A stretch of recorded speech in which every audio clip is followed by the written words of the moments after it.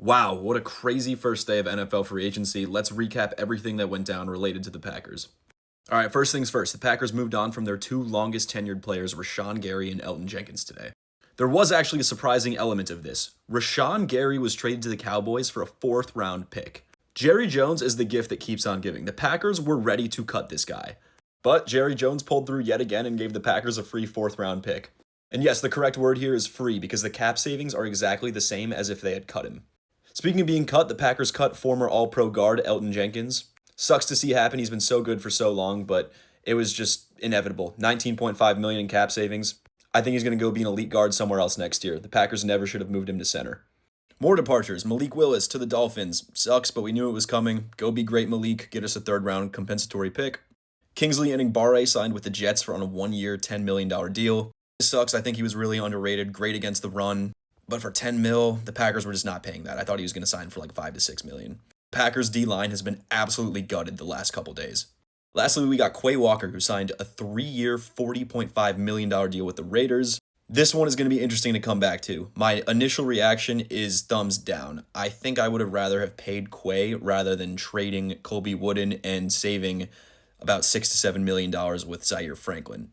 But this is an example of we got to see what else Goot has in store for us before we really kind of break down what he chose to do and chose not to do.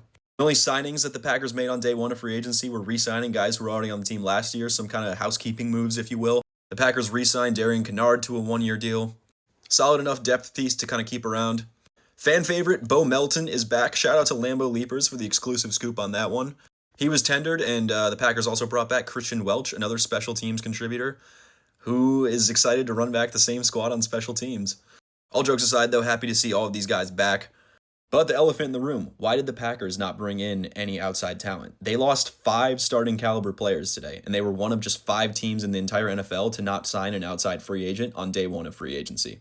And it's also worth noting the Packers have $30 million free in cap space now. So they have the flexibility to make a move, and they went out of their way to ensure that.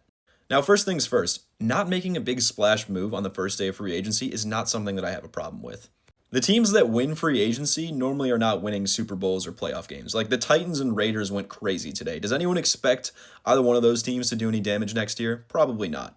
But concerns are valid. The cornerback room, the defensive line room, and even the O-line are looking pretty shaky overall in Green Bay right now.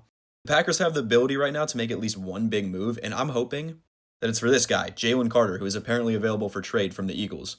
Regardless of what that move is, the Packers do have the flexibility to make at least one big move of choice. And as bleak as things look right now with some of the holes on the roster, I'm not going to panic until the whole free agency process has happened.